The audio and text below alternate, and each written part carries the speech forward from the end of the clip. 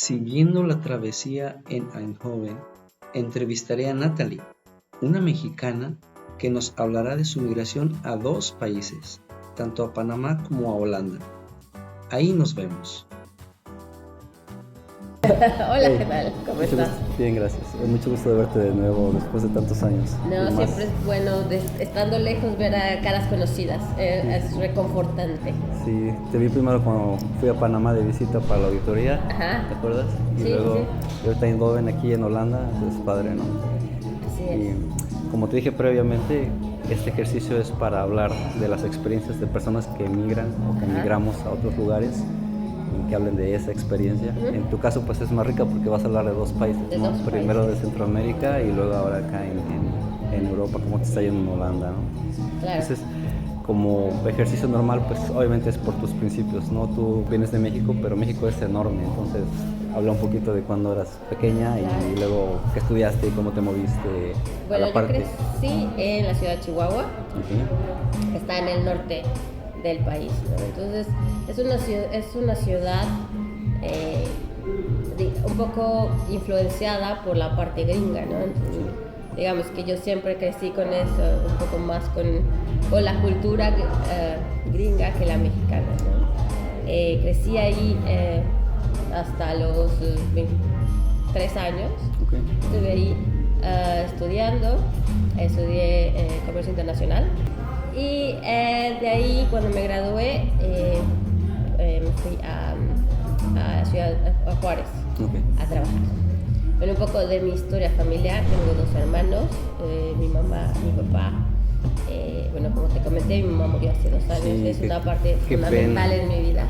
Era un pilar que gracias a ella soy lo que soy. Gracias a ella fue la que me inculcó siempre a ir por más.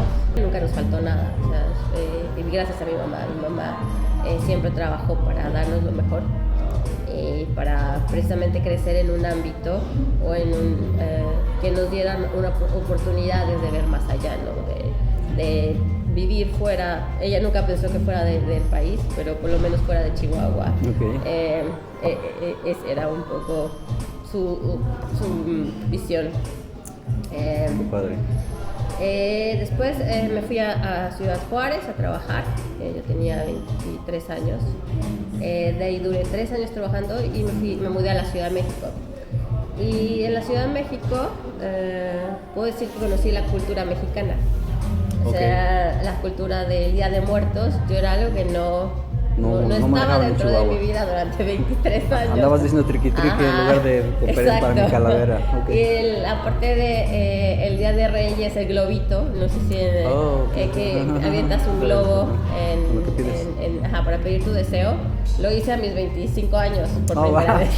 O sea, los Ok. Reyes no son una parte fundamental, es Santa Claus, ¿no? Entonces, Sí, en el norte. ver los altares de muertos, o sea, hasta eso. O sea, yo Las no ofrendas, hice un sí, sí. altar de las ofrendas, yo no Ajá. no era algo que estaba en mi año, o sea, no estaba en mi Sí, calendario sí, de sí, año. sí. Cosa que ahora, ya después de haber vivido en la Ciudad de México, como me enriquecí en esa parte cultural mexicana. Y no te digo que en Chihuahua no haya cultura, obviamente sí, pero sí es otra cultura. otra cultura. Sí, No sí, es una sí. cultura gringa, porque no, obviamente es México, y hay muchísima belleza en el estado en general, que es un estado muy grande. Más, sí, te digo, en mi familia por lo menos, sí estaba muy influenciado por la parte parte norteamericana. gringa, se puede decir. Entonces ya te pusiste migrante con pasos pequeños desde Ajá, ahí, te fuiste a Juárez sí, y luego de fui a Juárez no te Juárez. fuiste a México. Bueno, yo iba de compras a Walmart, o sea. Ah, ok, ya, Sí, ya definitivamente. mi súper lo hacía en O sea, Walmart porque sí, vivía bien así border. a la vueltita del puente. Entonces, Bien border, era, ¿no? ajá, o sea, Ok. era mi día a día, ¿no? Ok. Sí, yo creo que todo, como tú dices, o sea, si vivir en una frontera, yo volviendo por la parte de Juárez, siempre te da también una experiencia multicultural. Sí. O sea, porque conoces gente de todos lados, conoces gente de todo, bueno, de otros países, que a lo mejor en Chihuahua, que es una ciudad un poco más conservadora, y es una ciudad capital, pero digamos está en el centro no es ciudad fronteriza. Yo siento que en las ciudades fronterizas el mindset cambia, como tú dices, Sí, la mentalidad es totalmente diferente. No es, bueno, no sé si si se puede decir eso en cámara, pero no es el quedar bien o el cómo te ven los demás. No, definitivo, sí, o sea, sí. No No es es por apariencias por ni porque los demás, es siento porque que, yo quiero vivir así. Siento que así. allá eres tú y te vale lo que la piensa te vale la lo gente, demás, ¿no? sí. Eso Entonces, es algo muy, siento que me muy liberé claro. de ese estigma de, bueno, ¿qué van a pensar de mí? No sé, ¿qué va a decir la gente? ¿no? Sí, no, El definitivo. inventado, ¿qué va a decir la gente? Sí. O sea, un poco esa parte conservadora. ¿Y cómo te hace moverte de ahí, y ahí a México? Bueno, ahí ya como que me aventé un poco más, me aventuré. Viví unos años muy padres, mis compañeros de la carrera se movieron, entonces estuvo muy bien. Pero dije, bueno, como que buscaba algo más en cuanto a experiencia. Fue cuando me moví a la Ciudad de México. Y bueno, culturalmente, personalmente, viví 6 años y medio en México. O sea, fue una experiencia que enriqueció. O sea, digamos que me terminé de forjar como adulto y como profesionista. O sea, ahí conocí gente que me apoyó muchísimo en mi carrera.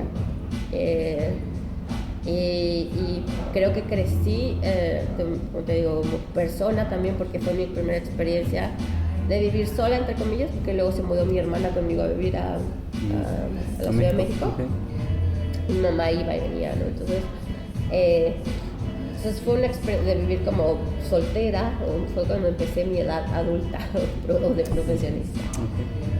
Bueno, la Ciudad de México es una monstruo de ciudad, increíble, sí, o increíble. sea, Tienes todo. O sea, culturalmente me gustaba mucho ir al teatro, me gustaba mucho ir a la Roma, a la Condesa, a tomar un cafecito más bohemio.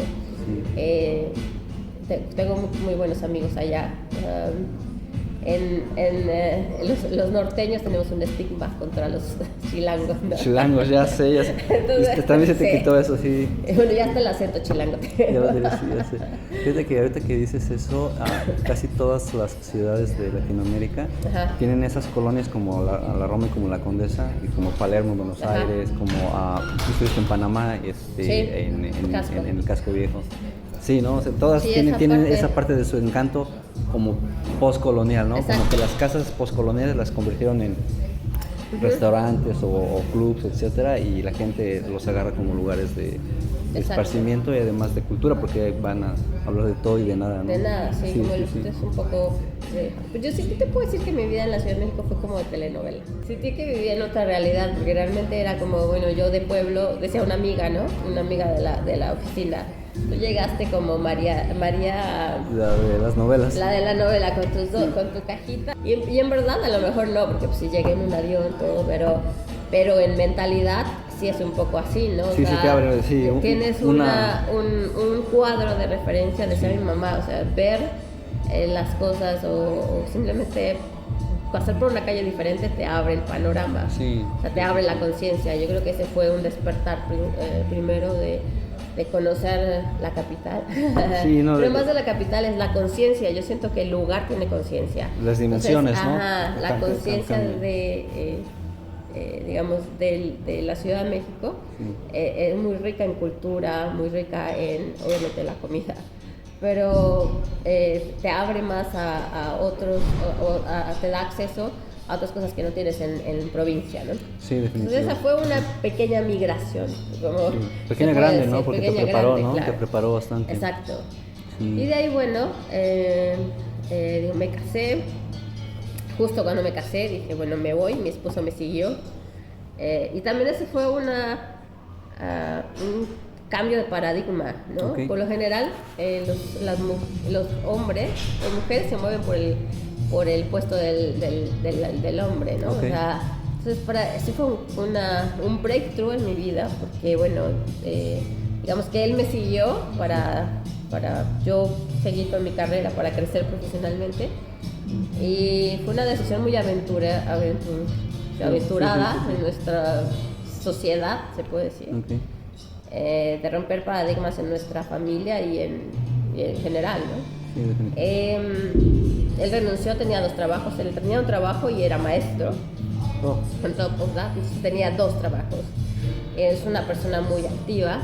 Y bueno, nos fuimos a Panamá por mi trabajo, persiguiendo no el sueño americano, pero el sueño panameño. El sueño tuyo, ¿no? Sí, el sueño al mío. final que usamos mucho decir el sueño americano porque la gente sueña con una vida mejor y desgraciadamente o afortunadamente en Latinoamérica el país más cercano para lograr un sueño es Estados Unidos, ¿no? Pero últimamente también hay gente que se ha ido más al norte, ¿no? Se van hasta Canadá. Claro. Lo mismo acá, la gente de África viene al norte de este lado, pues no es el norte de África, es Europa. Y te puedo decir que sí fue un sueño. En Panamá vivimos en un paraíso, se puede decir. Sentía que vivía en un Miami pequeño, pues. Latino, ¿no? El Miami latino. Ya, sí. O sea, la verdad es que es una burbuja, y como expat te vas a vivir en una burbuja que a veces, si no tienes amigos realmente que te muestre la realidad, donde tienes un acercamiento con la comunidad, o sea, que tú realmente lo busques, puedes vivir en ese pedacito que es de expats y vives en otro mundo. Sí. Pero a nosotros siempre nos gusta como esa parte de enfrentarte a la cultura, ¿no? De conocer, de comer los sabores.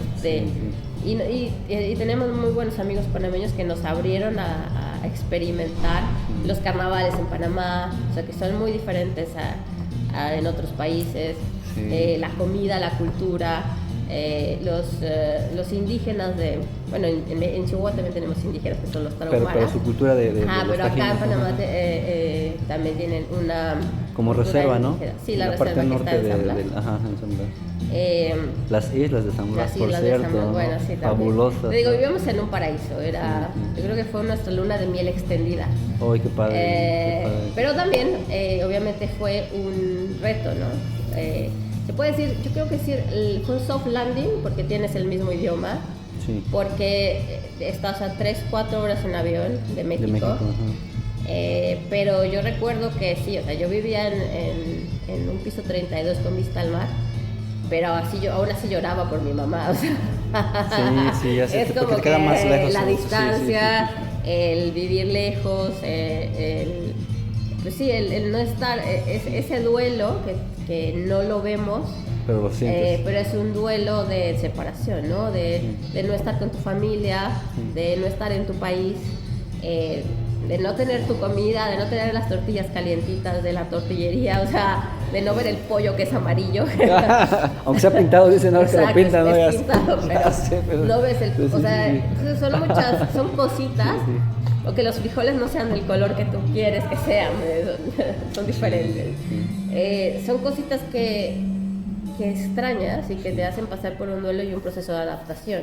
Yo te puedo decir que yo creo que en Panamá fueron unos 7 meses de adaptación, en lo que también construyes una comunidad, construyes amigos, llegas sin amigos, o sea, éramos mi esposo y yo y recién casados, entonces fue como un shock. Gracias a Dios conocimos a amigos muy queridos que hasta la fecha son nuestros amigos que nos apoyaron. Después se movieron amigos de México para Panamá que también y empezamos a hacer tu networking, tu comunidad se agrandece, se hizo más grande y te hace sentir más en casa, ¿no? Pero si es malo llegar a un lugar y enfermarte, es grave. Pero sí, yo creo que cada vez que emigras pasas por ese proceso de duelo que lo subestimas. Es un duelo que yo no lo sabía. Yo no sabía que era un duelo hasta que se murió mi mamá. Y cada vez que también me cambié de país pasé por un duelo, ¿no? Sí. Entonces, los mexicanos estamos acostumbrados a no sentir eso, sino a darle, a seguirle, a echarle ganas, así.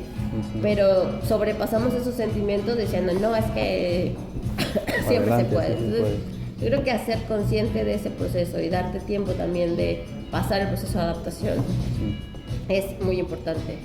En Panamá, te digo, estuvimos 3 años, muy contentos. Conocimos mucha gente que ahora son nuestros amigos y nos movimos para Holanda. Y ahí fue... Eso está más complicado, eso todavía más distancia le pusiste. Sí, la distancia, el clima te puedo decir que es totalmente, o sea, vivir en un verano para siempre o tener sol. Acá, yo te puedo decir que el primer año a mí no me gustaba, era como no. Muy nublado todo el tiempo. Nublado, la gente es fría. En su trato. Ajá. O sea, no es como el latino de que te incluyen, de que en la oficina haces amigos, no, aquí en la oficina se hace para trabajar y el afuera, ya, es para si te encuentras a alguien y todo. Aquí la gente crece, vive, bueno, en mi experiencia lo que he visto es, la gente crece y sigue con sus amigos para toda la vida. Es como, los de niños, los de infancia. Y como tú eres un expat, pues para insertarte en la comunidad es muy difícil. Entonces, lo que hacemos es, poco a poco vas encontrando gente expat, ¿no? O gente que está casada con un latino. Entonces, eso es mi network acá. Es más, digamos, una mezcla entre matrimonios holandeses con latinos o latinos 100%. Que vinieron por trabajo, ¿no? Pero tuviste oportunidad que la empresa que te trajo a varios latinos en un corto periodo de tiempo, sí. ¿no? Eso también fue una ventaja. Yo llegué y no había nadie de los que yo conocía, bueno, 2 o 3 personas. Y de ahí empezaron a venir más. Eso fue lo que empezó a como a sentirse más en casa. Sin embargo, yo creo que sí, el clima, la comida, o sea, yo creo que es una parte fundamental del mexicano, ¿no? O sea, si no, acá tienes que aprender a cocinar, porque si no, no. ¿Y no sabías cocinar? No, pues tuvimos que aprender. Bueno, entonces con vino ya agarraste una nueva habilidad, ¿no? Sí, todo dar. La limpieza, ¿no? O sea, vienes de países donde eres capaz de pagar porque alguien haga la limpieza y acá no te alcanza. Y acá no, acá eres do it yourself. Entonces es como, a lo mejor son a lo mejor banalidades se pueden decir, pero que uno que trabaja, como tú dices, todo el día o básicamente se te va en otras cosas. Entonces sí es importante como balancear esa parte de, bueno, las 2 o 3 horas que tengo de esparcimiento, pues no pasármelas ahí pues limpiando, ¿no? Pero bueno, ahora tuve que aprender a balancear mi tiempo libre, mis deberes de la casa y también los de la oficina, ¿no? Como hacer un balance entre todo. Otra cosa que fue un shock cultural, el idioma. O sea, el idioma al principio me dolía la cabeza. Yo veía los letreros y era como, pues, o sea, me resistí un poco. O sea, dentro de 4 meses, después ya empecé a estudiar y ya empecé a agarrar, ¿no? Pero yo creo que al principio sí es un shock el idioma. ¿Qué han sido los beneficios? O sea, es decir, que he aprendido a balancear mi vida laboral. Yo era workaholic, puedo decir. O sea, acá te enseñan realmente a balancear tu vida, trabajo y personal. Es una parte fundamental, y la salud mental. Entonces yo creo que esa parte la agradezco. Yo no conocía el balance, o sea, yo era simplemente trabajo y era mi pilar, ¿no? O sea, antes me sostenía solo el trabajo y ahora me sostiene el trabajo, mi familia, mi casa y mis amigos, ¿no? O sea, tu bebé. Y mi bebé, claro, mi familia incluye en mi... Pero refiero a que tu bebé no estaba antes. No. Y ahora es... Eso ya es y ahora, así de bien aprendiste a balancear tu sí, tiempo, que ahora ya además tienes un bebé y es todavía más. Entonces, bueno, después, digamos que eso es como en el primer año. Los beneficios es el balance. Puedes encontrar la calidad de vida, la seguridad, el sistema que funciona perfectamente, que también es una desventaja porque a veces me parece un poco aburrido, ¿no? El tener una agenda de 3 meses. O sea, yo veo a mis amigos de aquí a 3 meses porque todo ya tenemos bloqueado de aquí a 3 meses. O para encontrar una fecha para juntarte con alguien es como, bueno, déjame checo la agenda a ver cómo me va, ¿no? A ver cuándo me va, a ver si en 3 meses o 4 meses te puedo ver. Entonces es como un poco, te digo, tiene sus ventajas, pero sus desventajas, pero también tiene sus ventajas. Como tienes una vida más ordenada, más predecible, que causa menos estrés. Yo no entendía esa parte, que cuando la vida es más predecible, tienes menos estrés. Entonces, bueno, es parte de un sistema, ¿no? Entonces creo que está interesante. Después vino mi hijo, que bueno, es el mejor regalo que me ha dado Holanda. tengo 9 meses de ser mamá, entonces, como tú dices, ahora es otro factor más. ¿Qué es lo más chistoso que me ha pasado en Holanda? Que no me quisieron rentar una casa porque era de Chihuahua. ¿Por ser de Chihuahua o por ser de México? De Chihuahua. ¿En serio? Sí. Wow, pero a ver, ¿por qué? ¿Qué tiene que ver eso de Chihuahua? Pues nosotros vivíamos en el depa de un amigo. Obviamente pues nos conocen, ¿no? Y un día dijimos, bueno, adoptamos una perrita, que también es otro de mis pilares acá, se llama Frida. Okay. Y ella tiene miedo a la gente. Entonces, donde vivíamos era por cerca del centro y había mucha gente. Entonces, necesitábamos irnos a una casa que tuviera patio para... Que se pudiera explayar y todo. Exacto, para que empezara a tener seguridad. Bueno, pues empezamos a buscar casas y ya nos iban a rentar la casa. Nos iban a entregar la llave al día siguiente. Okay. No, el mismo día. Y en la mañana me hablan y me dice el maquelar, el broker, al final no se la van a rentar, que ya no quieren rentar la casa. Pues qué raro, ¿no? Y fuimos y los conocimos a los dueños y todo. Bueno, ya hicieron el trato, nos regresaron el dinero. Una semana después vuelve a salir la casa en renta. ¿Esa misma? Con otro maquelar. Y mi esposo dice, qué raro, ¿no? Entonces yo hablo y le hablo al señor, ¿no? Al dueño. Digo, oye, ¿qué fue lo que pasó? ¿Tuvieron problemas con el maquelar o nosotros hicimos algo mal? Es que ese día me puse a investigar que eres de Chihuahua y en Chihuahua hay mucho narcotráfico. Oh, wow. Entonces, wow. Es que no, yo me sentí discriminada. Wow. Dice, pero no, yo vengo a trabajar. Ajá. En otro trabajo, ¿no? Sí. Fíjate que eso que mencionas es tan cierto por la percepción que se genera en el mundo de ciertos lugares de México. Claro. Pero si tú vas a México, desgraciadamente cada vez ves más y más que ya no va a ser por regiones específicas. Ahora ya cada vez más se refieren en general, en todo el país. Si ves los anuncios que sacan las embajadas americanas, por ejemplo, originalmente eran bien claros. Pero sí, era Chihuahua, era Sinaloa, claro, y era Baja California Norte. Ajá. Esos 3 estados siempre. A veces quitaban o ponían a Sonora. Ajá. Y lo ponían en el mapita, ¿no? Las zonas rojas. Sí, claro.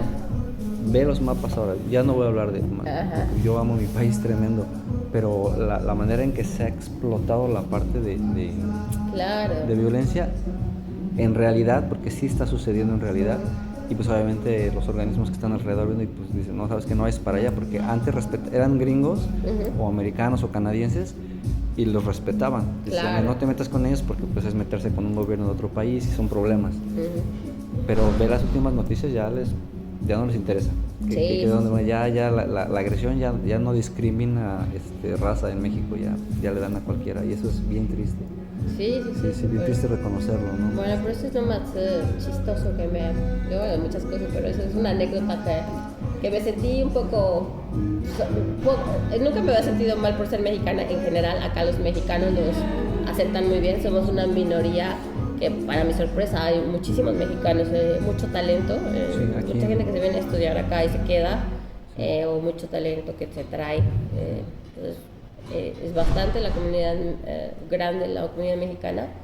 Sin embargo, no somos de las minorías más grandes, ¿no? Entonces, esa parte nos beneficia y somos muy bien aceptados. O sea, aman. Mucha gente que conoce México, que realmente conoce el país, no lo juzga tan a la ligera, ¿no? Sí. Mucha gente que un día nos tocó, entramos a un restaurante y nos dicen, el Chapo, le dicen a mi esposo. Entonces, si es por un lado, mucha gente lo conoce por la cultura, por la comida, por las series que están sacando. Las series no ayudan. No ayudan mucho, o sea, es una cosa que es muy triste sentarte en un restaurante y decir, hablas español, ¿dónde están? En México. Sí, narcoserie, La Reina del Sur. Aquí está, presente, ¿no? Sí, por un lado es como muy padre que se conozca la cultura, pero por otro lado es como que bueno. No esa cultura, no esa parte de la cultura. Entonces yo creo que nos toca ser embajadores de la cultura, ¿no? Entonces nosotros lo que hacemos es, cuando va la gente a la casa, es un poco presentarles la comida, pero hablarles de los del lugares, país, sí. de los lugares, no nomás los lugares turísticos, pero también de la cultura mexicana. Precisamente mi esposo tiene un food truck, ellos, su food truck es totalmente de Frida Kahlo, entonces es como súper auténtico, porque acá hay muchos restaurantes mexicanos, pero son más Tex-Mex. Entonces ellos tratan, junto con su socia, tratan de difundir la cultura mexicana y hacen altares de muertos, el Día de los Ahorita Muertos. se te viene, ajá. Por cierto, sí. ¿me mandas fotos? Claro, sí. Para ponerlas ahora que lo suba, sí. Más o menos va a estar en tiempo para que se publique por Vale, ahí. Ajá. sí. Entonces estamos tratando de difundir la cultura mexicana de una manera positiva, ¿no? Entonces, qué bueno. Está súper bien. Esa es otra parte negativa de acá, que el sistema de salud es muy bueno una vez que llegas al especialista, pero para llegar al especialista es una larga espera. Sí. Pero en general te puedo decir que también, o sea, es que tienes que llegar con el charm, con el modo suavecito. Yo creo que pasé se puede decir acá, una vida perfecta, desde el aspecto de que todo funciona perfecto. Es un país donde todo es a tiempo, todo es como debe ser. O si los trenes y los camiones, a la hora, nada de... Sí, bueno, no estamos en Suiza, pero sí, casi. Sí, lo he visto, el tiempo todo eso está fenomenal. Sí, entonces, digamos, el sistema lo tienen bien diseñado para que funcione y sea un poco predecible, ¿no? O sea, tenemos una app para checar el clima que te dice a qué hora va a llover. Y es muy puntual. Un día estábamos mi esposo y yo en el COVID trabajando. Él no me creía que él no le gustaba usar la app de la lluvia, y volteé a la ventana. No teníamos que hacer, entonces, entre que abres la aplicación de la lluvia, o el Facebook o el Instagram, entonces era como que me dice mi esposo, qué puntual es la lluvia. Empezó a llover cuando dije, ¿Sí? wow. Sí, definitivamente los temas son padres, sí, tiene mucha innovación, siempre hay algo que hacer. Y lo que viste que hay muchísima industria, ¿eh? Sí, también. Aquí en Holanda la recorres y ves plantas de manufactura por todos lados, de todo. Pero siguen manteniendo esa parte rural también, o sea, no han explotado. O sea, tú vas y pasas y ves las vacas, los caballos. Ahorita que dijiste las vacas y caballos, los cerditos. No, el high-tech campus. Ajá. Borregos. Adentro tiene borregos, adentro, y afuera tiene las vacas, ¿no? Los borregos son los que cortan el pasto de los... Es un negocio. Sí. O sea, la gente renta sus borregos para que poden los pastos de los edificios, incluso de los bosques. Sí. Súper buen modelo de negocio. Sí, definitivo, totalmente circular, ¿no? Está padre. Sí. Híjole. ¿Algún consejo que quieras darle a generaciones nuevas que te estén viendo, a profesionistas que ya estén trabajando? Yo creo que se avienten, ¿no? O sea, digamos, tengo 16 años trabajando, puede ser, llevo 3 mudanzas, no tantas como tú, pero bueno, puedo decirles que se avienten. O sea, un hombre muy sabio me dijo, los gatos siempre caen parados, entonces aviéntate, tú puedes llegar a donde tú quieras.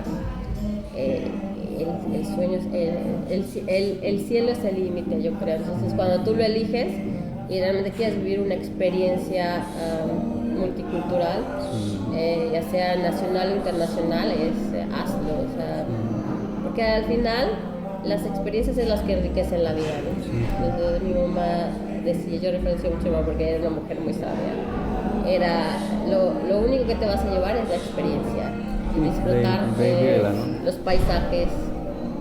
Ella se maravillaba, su capacidad de sorpresa era muy grande. Entonces yo creo que sí, siempre me hago esta pregunta, ahora, ¿no? Cuando tengo un problema o tengo una cuestión, ¿qué le diría yo a mi hijo?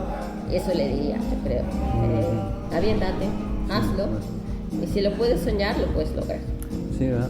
Fíjate que algo también que a veces se hace también, por lo menos en mi punto de vista, es que te tienes que dar cuenta, realmente hablabas hace rato de las conciencias, de la conciencia de con todos tus sentidos percibir cómo era la Ciudad de México, ¿no? Por ejemplo.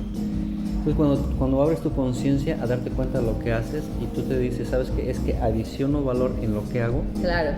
Entonces no tienes que esperar 20 años para decir en 20 años voy a ser feliz. No, cada día, con que te des cuenta, con que te des cuenta, ¿sabes qué? Es que soy una persona, ya con el hecho de estar completo, ser capaz de efectuar alguna actividad que adiciona valor y que alguien está dispuesto a pagarte por ello, claro, ya es tu primer paso para decir, ¿sabes qué?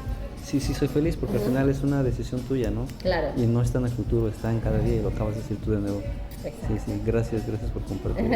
¿Algún saludo? Porque te va a ver, por lo menos a los suscriptores a mi que hijo, a estén. Leonardo, pues si lo ves en el futuro cuando seas, y a mi esposo, que ha sido una parte fundamental en mi crecimiento, ¿no? Su apoyo. Y que ahora se ganaron, junto con su socia y él, ganaron un premio bueno, Aquí. Sí, no. Hay un premio de el taco de oro, algo así. Oh, Sí, su taquería va a ser premiada. ¡ay, qué padre, qué padre! Bueno, Natalie, muchas gracias. un verdadero placer verte. No, qué bueno igualmente. Qué bueno que pudimos No, platicar. gracias por la entrevista y por la plática. Sí, no estuvo bien rica.